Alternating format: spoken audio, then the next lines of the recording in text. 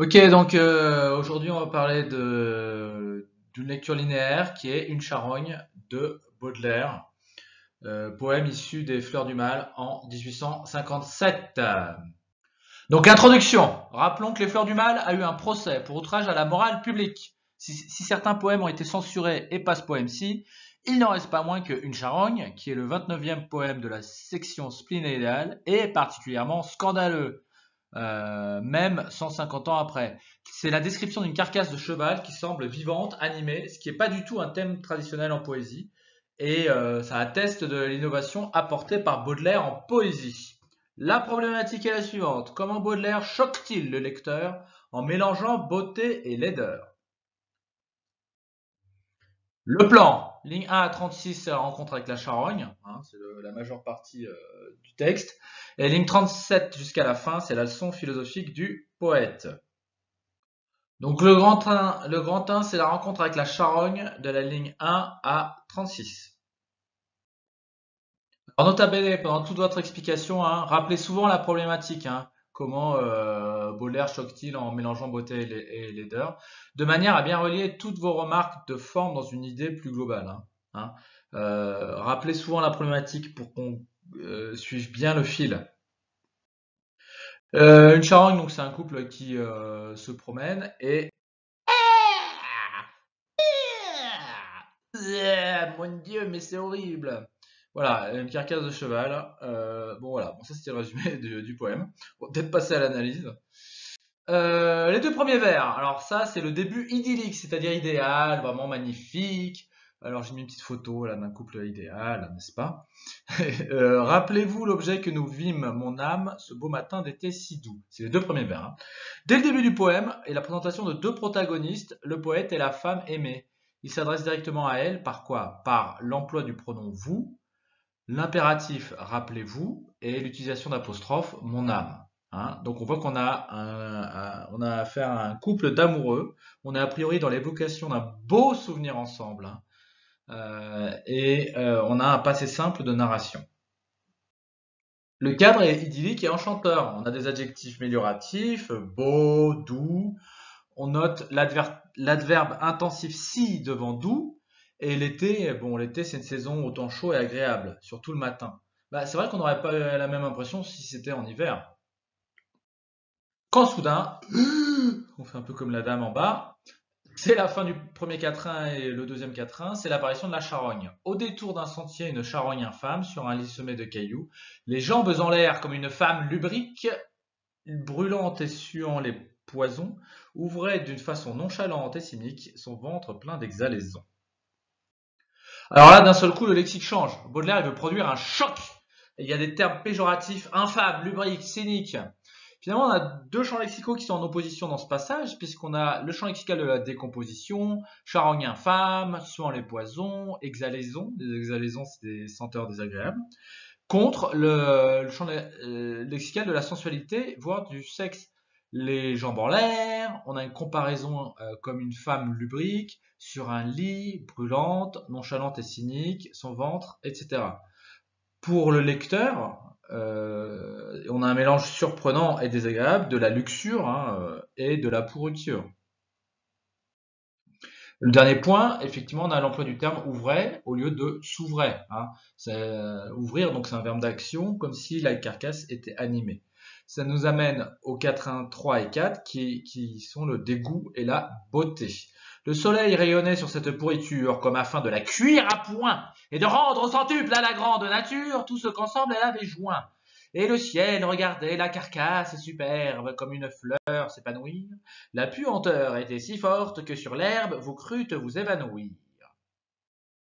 Sur le premier vers du quatrain, on passe de termes positifs dans le premier hémistiche, le soleil rayonnait, pour tomber dans le négatif dans le deuxième hémistiche, sur cette pourriture. On a une idée de cuisine qui est portée par la comparaison, comme afin de la cuire à point. On avait déjà brûlante et suant les poisons au quatrain précédent, comme une viande en train de rôtir finalement. Hein. Donc Baudelaire donne une image appétissante de la charogne. On a aussi une image de fécondité. Hein. Alors, explication de ce passage un peu mystérieux, de rendre au centuple à la grande nature tout ce qu'ensemble elle avait joint. Ça veut dire que si le cheval était vivant auparavant, là maintenant il y a 100 fois plus de vie sur le cadavre, hein, qui grouille maintenant d'asticots, de mouches, etc. Comme une fleur s'épanouir, on a la carcasse qui est comparée à l'épanouissement d'une fleur. On a un vocabulaire amélioratif, carcasse superbe. Alors on a des sonorités à la fois dures, que, re, peu et be, et coulantes, avec une petite allitération en se. On a une carcasse superbe qui est évidemment un oxymore. Donc voilà, il souffle toujours le chaud et le froid, hein, Baudelaire. Hein. C'est toujours, c'est beau, c'est laid, c'est beau, c'est laid, c'est beau, c'est laid. Il y a aussi des éléments cosmiques. Le soleil, tout d'abord, et aussi le ciel. Ici, suivi d'une personnification, le ciel regardait. C'est comme si tout l'univers regardait cette misérable carcasse. Son importance s'en trouve rehaussée. Ah, ça donne une grande importance à cette carcasse. Mais les deux derniers vers du quatrième quatrain visent à contrebalancer cette impression positive. La puanteur était si forte que sur l'herbe vous crûtes vous évanouir. On reprend le thème de la puanteur qui était déjà mis en valeur par exhalaison au vers 8. Et on fait comme la dame qui se bouche le nez. Quatrain 5 et 6, on a une agitation épique. Les mouches bourdonnaient sur ce ventre putride, d'où sortaient de noirs bataillons de larves qui coulaient comme un épais liquide le long de ces vivants haillons. Tout cela descendait, montait comme une vague ou s'élançait en pétillant. On eût dit que le corps enflé d'un souffle vague vivait en se multipliant. Donc voilà, on a des sonorités dures, on a des mouches qui bourdonnaient sur ce ventre putride d'où sortaient de noirs bataillons. Allitération en re, il y a deux fois le groupe de consonnes tre, tre, la ventre putride. On a un registre épique. Noir bataillon, tout cela descendait, montait comme une vague ou s'élançait. On a un effet de masse, hein, de mouvement global. On a un registre épique, mais oh, mais c'est pour une carcasse, c'est pour une charogne qu'on utilise le beau registre épique, qui sert effectivement pour les scènes héroïques. Hein. Ça, c'est de la provocation. On note le rejet, hein, noir bataillon, larve, pour mettre en valeur le terme larve, avec toujours cette volonté de provoquer. On a une comparaison comme un épais liquide qui renvoie à suintant, hein, qu'on a vu auparavant, pour indiquer que la charogne est à la fois solide et liquide. Et la charogne est vivante, hein, il y a des vivants haillons, alors qui est à la fois oxymore, puisque vivant ça colle pas avec haillon, et personnification, puisque c'est donner de l'animé à haillon, qui est des vêtements déchirés et sales et en petits morceaux. Hein. L'idée est portée aussi par on eût dit que le corps enflé d'un souffle vague, on note la discrète allitération en feu qui imite le son, vivait en se multipliant. On a l'impression que la charogne est vivante, je le répète. 4, 1, 7, 8, 9, on a une charogne qui devient quasiment abstraite. Et ce monde rendait une étrange musique, comme l'eau courante et le vent, ou le grain qu'un vanneur d'un mouvement rythmique agite et tourne dans son vent. Les formes s'effaçaient, n'étaient plus qu'un rêve, une ébauche lente à venir sur la toile oubliée, et que l'artiste achève seulement par le souvenir. Derrière les rochers, une chienne inquiète nous regardait d'un œil fâché, épiant le moment de reprendre au squelette le morceau qu'elle avait lâché. Donc, quatrain numéro 7, la charogne devient quasiment musicale. Elle rend une étrange musique avec des mouches qui bourdonnent. Hein. Et la charogne devient aussi un phénomène naturel, comme l'eau courante et le vent ou le grain. Le quatrain 8, la charogne perd de sa réalité pour devenir abstraite, un rêve.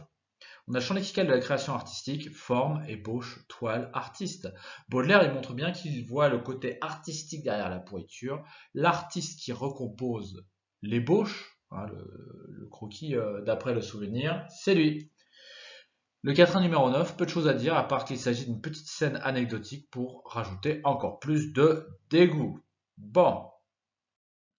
Et le grand 2, c'est la leçon philosophique du poète. Les trois derniers quatrains, et pourtant vous serez semblable à cette ordure, à cette horrible infection, étoile de mes yeux, soleil de ma nature, vous, mon ange et ma passion.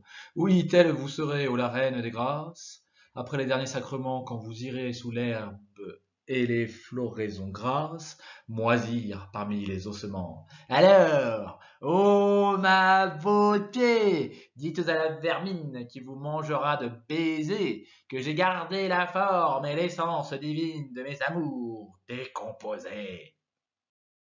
Donc effectivement, on a le thème de l'amour et de la mort hein, à la fin. Hein. On a l'amour, hein, puisque on a la reprise de l'adresse à la femme aimée, et pourtant vous. Hein. Le lexique associé à la femme est très valorisant, elle est idéalisée par le poète. On a la métaphore des astres, étoiles de mes yeux, soleil de ma nature.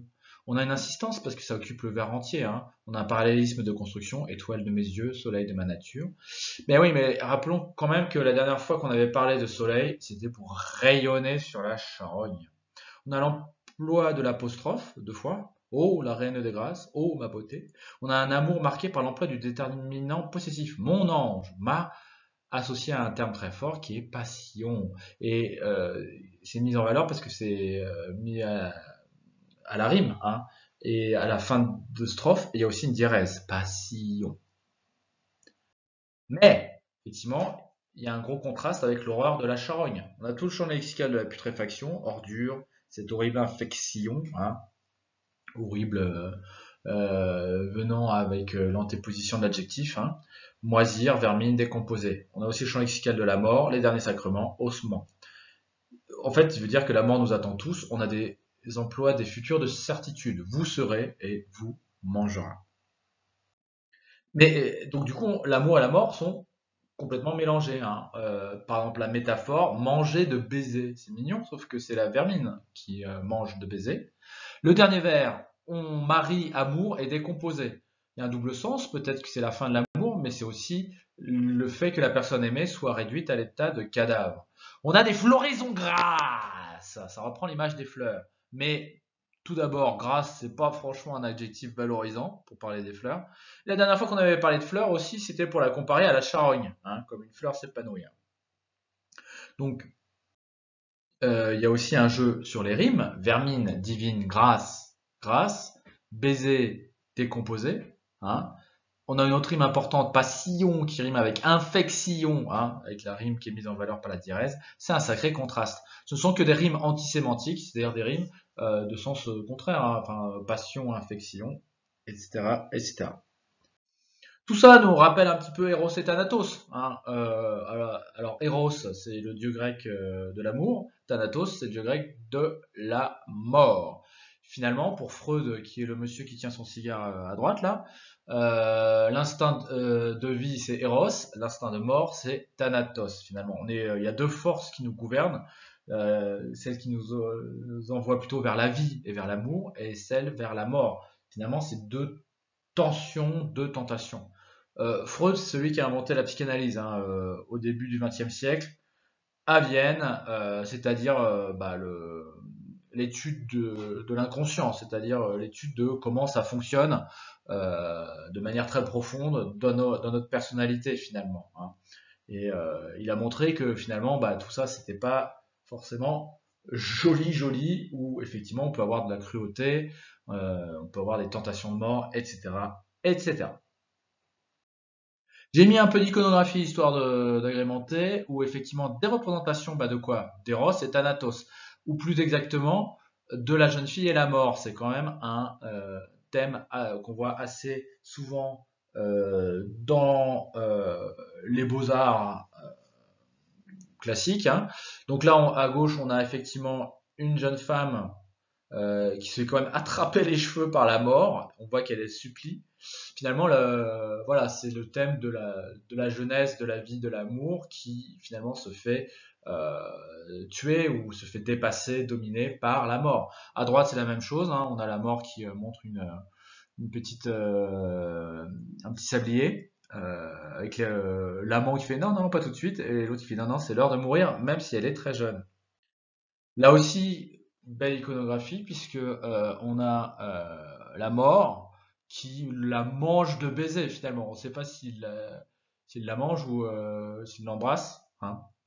Voilà, donc ça c'est Eros et Thanatos. Et la leçon du poète. À la fin, il prend la parole, hein, pronom personnel jeu, alors qu'auparavant c'était nous. Hein.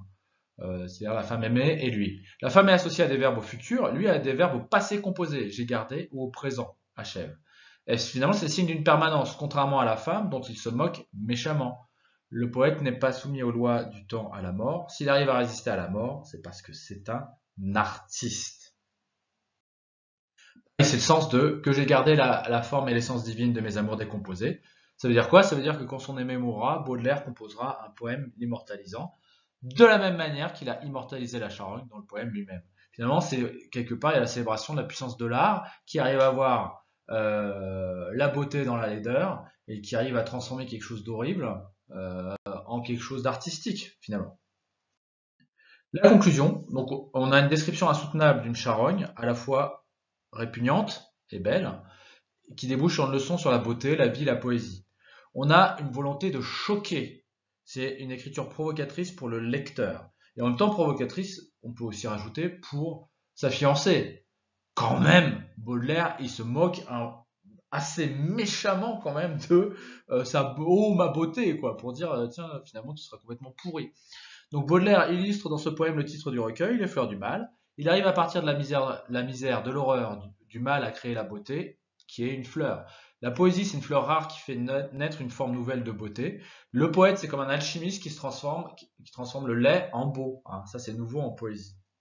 Vous pouvez ouvrir sur d'autres poèmes de Baudelaire ayant une conception plus traditionnelle de l'idéal, l'Albatros, par exemple. Ou, pendant que j'y pense, vous pouvez aussi ouvrir sur Au lecteur, où on a ce même mélange de laideur et de beauté. Ça marche bien aussi. Voilà.